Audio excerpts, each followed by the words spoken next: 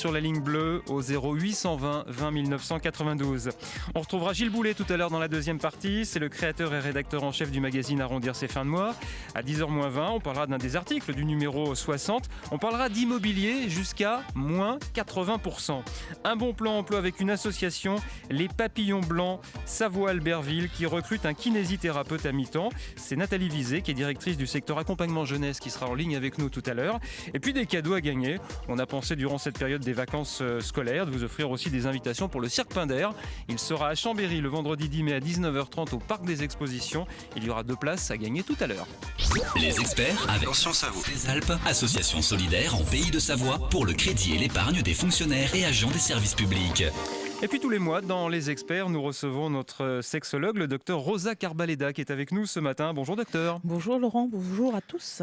Alors avec vous, docteur Carbaleda, on parle de l'amour, on parle de la relation de couple, on essaye de mieux comprendre ce mécanisme entre deux êtres à chaque fois que vous intervenez dans cette émission. Ce matin, 2 axes. On va parler des couples. Alors c'est vrai qu'on a souvent parlé de l'infidélité dans cette émission. Là, on va parler plutôt de l'infidélité voulue en quelque sorte, puisque ce sont les couples libertins. Alors est-ce que c'est bon, est-ce que c'est bien justement d'être assez libre dans un couple ? C'est toujours pareil, tout dépend de la personnalité avec qui vous vivez, les personnalités qui vont se mettre en jeu, et puis la capacité à se mettre des limites. Ouais. Parce que le problème, il est là, libertin. De toute façon, je l'ai dit, je le redis, l'être humain est pas monogame. Donc, un jour ou l'autre, de toute façon, on est tenté, il y a quelque chose. Alors après, il y a le poids de la morale, le poids de son éducation, et puis aussi ses envies. Il y en a qui ont beaucoup d'envie et d'autres pas beaucoup. Mais ce qui va faire que des fois, on a besoin d'un autre partenaire. Alors après, il y a cette histoire de couple où justement, on est dans des valeurs d'amour et on veut d'autres partenaires juste pour vivre autre chose, sortir de la routine. Et là, on inclut son partenaire dans l'affaire. Donc, ce n'est pas une tromperie, on est bien d'accord. Ce n'est pas une infidélité puisque l'autre donne son accord et peut participer de différentes façons justement à l'acte sexuel qui aura lieu avec d'autres partenaires. Donc ça, c'est le libertinage, c'est coquiner, c'est ce qu'on appelle coquiner. Mais là, très bien quand c'est comme ça, mais moi je dis toujours, et de toute façon moi si je les vois, c'est justement parce qu'ils ont des problèmes, je dis toujours, effectivement, faites attention, parce que ce qui est dangereux, c'est 2 choses. Le dangereux, c'est par exemple que vous tombez amoureux ou amoureuse d'un des partenaires. Parce que l'amour, vous savez très bien que ça ne se contrôle pas, les émotions non, ce n'est pas de l'ordre de la raison. Et ce qui arrive souvent, et qui éclate les couples, c'est que on va faire l'amour avec quelqu'un avec qui on va tisser un lien, qu'on va vouloir revoir, alors d'habitude on a le droit de changer de partenaire et tout, mais on va se fixer sur un partenaire, il va se créer des liens, on va se téléphoner, en fait on va tomber amoureux, puis c'est tout. Et du coup, on va quitter l'autre partenaire, et là on va vivre une autre histoire de couple. Donc le danger, on va dire, c'est l'amour, mais c'est partout et tant mieux si les émotions sont là pour nous fixer un peu des règles et des cadres. Et puis l'autre danger que je trouve actuellement qui vraiment, vraiment me pose souci, l'autre danger, c'est la société de consommation qui se retrouve dans le sexe et dans le libertinage. C'est-à-dire qu'on va du sexe, mais c'est de la conso. Je veux dire, ça va faire un petit peu de l'abattage. Moi, je trouve que ça fait très bétail. Moi, je dis souvent, quand on me raconte, je dis, dis donc, c'est de la chair. Et donc là, le problème, ça va être la même chose que ce que vous retrouvez avec les addictions quelque part, avec le même mécanisme de base de notion de plaisir qui a des enjeux au niveau du cerveau, où on sait qu'il y a des centres du plaisir et que les addicts du jeu, chez Casino, de la drogue, du tabac, tout ce que vous voulez, il y a des gens qui sont beaucoup plus, on va dire, vulnérables. Et ce qui fait que dans le sexe, c'est pareil. Et là, je suis plusieurs couples de libertins où justement ça dérape, c'est-à-dire que vous allez avoir des pratiques simples, vous allez commencer comme ça avec un autre partenaire, votre conjoint, votre conjointe, ça va juste être là pour vous regarder, prendre du plaisir avec un autre, ça fait un peu exhibo, tout va bien, on va dire, là on est dans quelque chose de traditionnel au sein de quelque chose qui n'est pas déjà à la base, c'est le libertinage. Et puis après, vous n'allez pas vouloir avoir des relations comme ça, vous allez demander à avoir plusieurs partenaires dans votre lit. Donc, vous n'êtes plus à 3, vous allez être à 4, à 5, à 6. Donc, et là, votre femme ou votre homme va avoir plusieurs relations. Et puis après, ça ne va pas vous suffire. Vous comprenez ? Vous allez demander autre chose. Vous allez demander des actes sexuels différents, des pénétrations multiples. Vous allez crescendo. Et c'est la même chose pour le porno et les addictions sur Internet. C'est que les excitations vont vont, au bout d'un moment, ne plus vous procurer de plaisir. Vous allez chercher quelque chose de supérieur en excitation. Vous allez crescendo. Et c'est là que vous allez dans le hard, comme on dit, dans des choses vraiment qui vont aller de plus en plus vers des paraphilies. Enfin, les paraphilies, vous savez, c'est un terme plus soft de la perversion dans le sens, vous allez demander des choses complètement bizarroïdes, des pratiques qui vont être effectivement dans une sorte d'exhibition, de pratiques sexuelles dans des lieux publics, des choses qui vont être où vous allez frôler l'interdit ou carrément le franchir. Donc il y a aussi, par exemple, avec des pratiques, comme j'ai vu pour certains, ils avaient déjà tout essayé, ben maintenant ils vont essayer avec des animaux. Vous voyez le truc? Vous allez crescendo dans des désirs, dans des plaisirs, et là c'est un énorme danger. Il faut bien comprendre que, c'est là que je dis, il y a toujours des limites à tout. De toute façon, l'être humain, dès qu'il touche à l'excès, touche à la pathologie. La fidélité est-elle une preuve d'amour? N'est-on fidèle ou infidèle? Peut-on aimer deux personnes à la fois? Alors on essaiera aussi de partir sur un autre axe, c'est amour et amitié. Où est la frontière aussi à travers ce sujet ce matin? C'est les patients qui m'ont appris ça, c'est friend zone. Alors c'est en anglais, je parle très mal l'anglais. La friend zone, la zone à ne pas franchir entre l'amitié et après vouloir coucher avec la personne avec qui on s'est confié et on a un lien amical très, très profond. Bon, bien sûr, vous pouvez témoigner durant cette émission. Tout cela restera anonyme si vous le souhaitez. Vous pouvez poser des questions au docteur Karbaleda sur ce sujet, sur la fidélité. 0820 20 1992. Nous sommes ensemble jusqu'à 9h30. France Bleu Pays de Savoie. Et c'est le docteur Rosa Karbaleda, médecin, sexologue, qui est avec nous ce matin. Si vous avez des questions à lui poser, 0820 20 1992. On parle de liberté des couples, amour et amitié. Alors, c'est une vraie question. Mais alors, vous évoquiez ce terme en anglais, friend zone. C'est donc où est la limite entre l'amour et l'amitié, docteur Karbaleda? Oui. Alors, juste comme d'habitude, je vous provoque toujours. Merci pour la chanson. Vous savez pourquoi? Elle est extrêmement érotique, extrêmement sensuelle et elle dit l'essentiel de ce qui va nous guider toute notre vie et qui n'est pas hors sujet avec nos sujets d'aujourd'hui. C'est que c'est ce guide sur l'affect, sur les émotions. C'est ça qui va nous guider jusqu'à la fin de nos jours et c'est ça qui met du sens. Et c'est ça qu'il n'y a plus dans tout ce qui est pornographique, libertinage à outrance.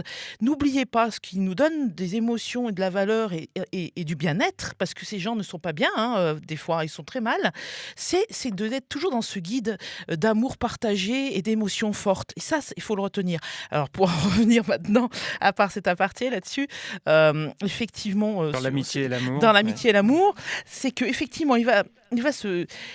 Alors, il y a deux choses. Il y a le fait qu'on ne soit pas attiré par quelqu'un, mais que notre personnalité sont très complémentaires et on partage plein de valeurs, plein de choses.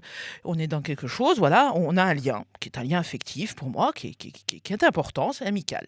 Mais le problème, c'est que souvent, et notamment, j'ai eu une personne hier qui me le racontait très bien, c'est lui qui m'a dit cette notion de friendzone, qu'il n'arrivait jamais à draguer. Alors lui, il avait des tonnes de copines. Alors du sérieux, c'était il était excellent en confident. Excellent. Mais lui, en fait, depuis le début, il aurait voulu plus que ça. Mais il n'arrive jamais à montrer des signes, si vous voulez, comme quoi il est attiré par l'autre et il voudrait passer à autre chose. Il est toujours dans une sorte d'échec où il reste très copain et les filles sont trop contentes de ce lien et ne veulent surtout pas le gâcher en passant à l'acte. Donc vous voyez, il y a cette notion qu'avec quelqu'un, on peut être très bien, mais on ne peut pas mettre de sexe, soit pas parce qu'on n'en a pas envie, soit parce que notre personnalité est extrêmement, on va dire, refoulée et tout, et on n'ose pas passer à l'acte. Et puis, il y a l'autre chose qui est l'inverse, vous savez, c'est sex friends, c'est le fait que on est avec quelqu'un juste pour le sexe. Et on n'établit pas de lien. C'est l'opposé. Et puis maintenant apparaissent de plus en plus la notion de no sex. Donc on en a déjà parlé. C'est des gens qui ont des relations, mais c'est tout à fait convenu et sans souffrance qu'on est et qu'on n'aura jamais de sexualité. Par contre, on a une vie de couple complètement, on va dire, traditionnelle, avec des amis, une relation sociale et familiale. Mais on sait très bien qu'au sein du couple, il n'y a pas de sexualité. Donc vous voyez, apparaissent au fil du temps dans notre société différents types de liens. Moi, je dis c'est pas plus mal, mais faisons attention à ne pas déborder et dépasser les limites. Bien. 0820 20 1992. Janine nous attend sur la ligne bleue. Bonjour Janine.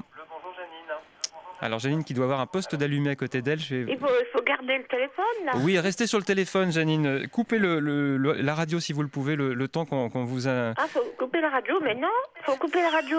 Oui, ça serait mieux, Janine, parce que le problème, c'est que ça fait un décalage. Bon, je coupe la radio. Coupez la radio et on va vous accueillir tout de suite pour soit un témoignage, soit une question au docteur Rosa Carbaleda. Voilà, Janine, on vous écoute.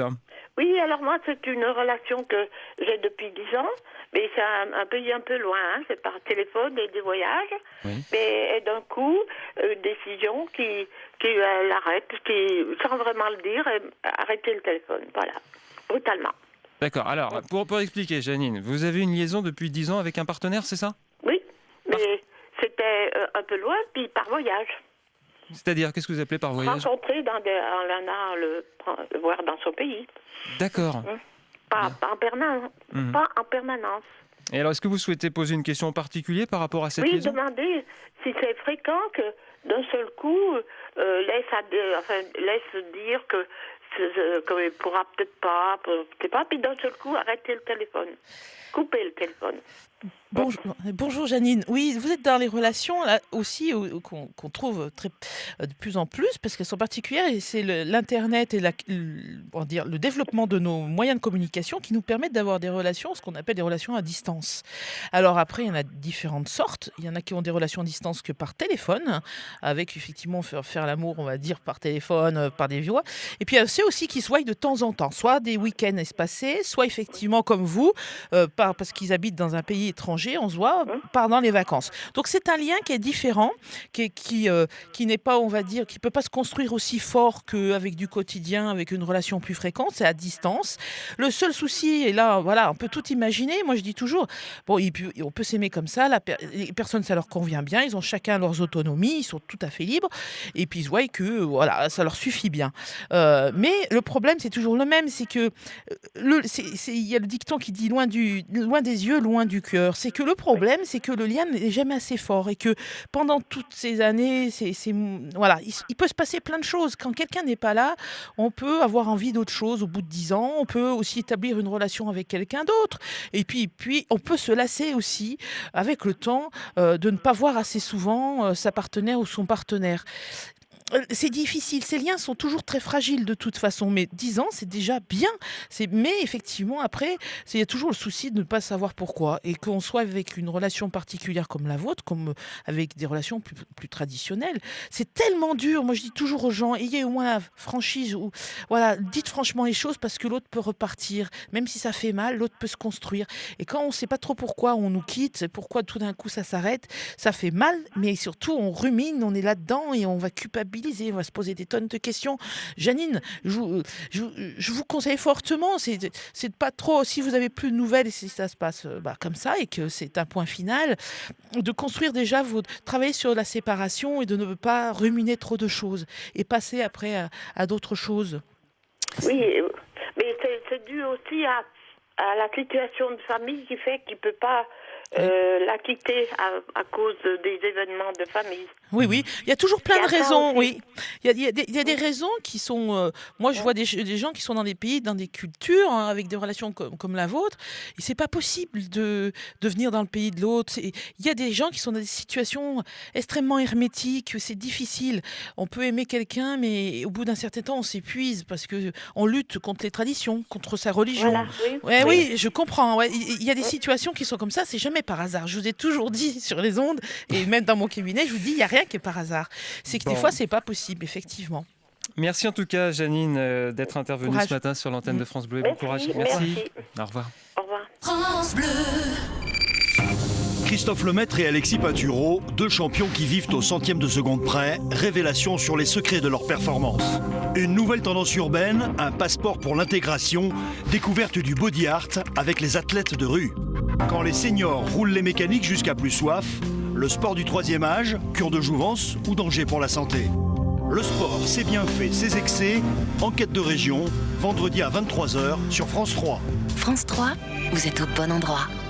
Les experts avec l'ACEF des Alpes, association solidaire en Pays de Savoie, qui dit l'épargne des fonctionnaires et agents des services publics. Il nous reste 2 minutes à passer en compagnie du docteur Rosa Carbaleda. Alors à moi aussi de vous provoquer, docteur. 2 minutes. 2 minutes pour essayer de répondre à ces 3 questions. Oui. La fidélité est-elle une preuve d'amour ? La fidélité, oui, peut l'être, mais ça ne suffit pas. Ça ne suffit pas. Moi, je dis que la meilleure preuve d'amour, c'est de rendre heureux et libre l'autre. Voilà, ça, c'est ma... Parce que si la fidélité doit enfermer, moi, j'ai vu des gens très fidèles, mais qui sont très enfermés. Vous voyez ce que je veux dire ?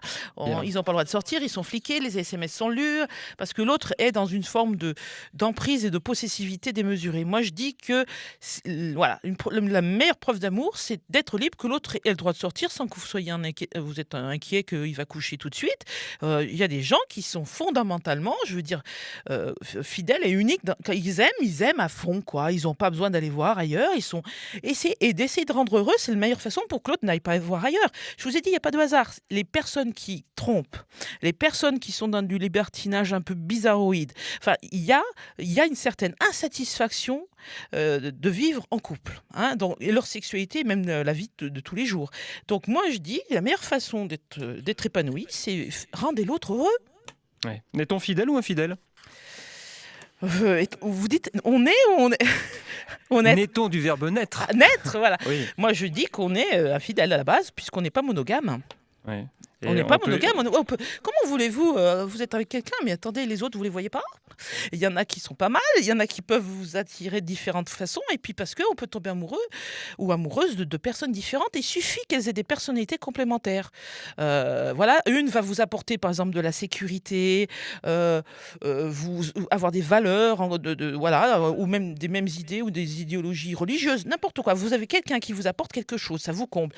Mais il y a une partie qui vous l'apporte pas parce qu'il peut pas, parce que sa personnalité. Et vous avez trouvé une autre personne qui va vous apporter ce complémentaire. Et donc, moi, je connais des couples avec, bien sûr, une partie secrète, c'est souvent ce qu'on appelle les doubles vies, mais qui sont heureux parce qu'ils aiment vraiment, c'est de l'amour de deux personnes. Enfin, vraiment, c'est de l'amour. Hein. Et puis, vous avez, parce que c'est passé à la télé, les amours pluriels, c'est-à-dire que ces personnes qui vont se rendre compte que l'autre aime une autre personne et vont être d'accord de vivre à 3. Et ça existe aussi. Hein. 30 secondes, docteur Carbaleda. Vous répondez par oui ou par non. Peut-on aimer réellement, après ce que vous venez de me dire, 2 personnes à la fois ? Oui. Oui. C'est rare, c'est oui. Bon, ce sera le mot de la fin. Oh bah alors, je sens au tribunal. Docteur Carbaleda, merci d'avoir été avec nous ce matin sur France Bleu et rendez-vous dans un mois. À bientôt. Merci, au revoir. Au revoir. France Bleu. Vous avez adoré le quart de finale de la Coupe de France entre l'ETG et le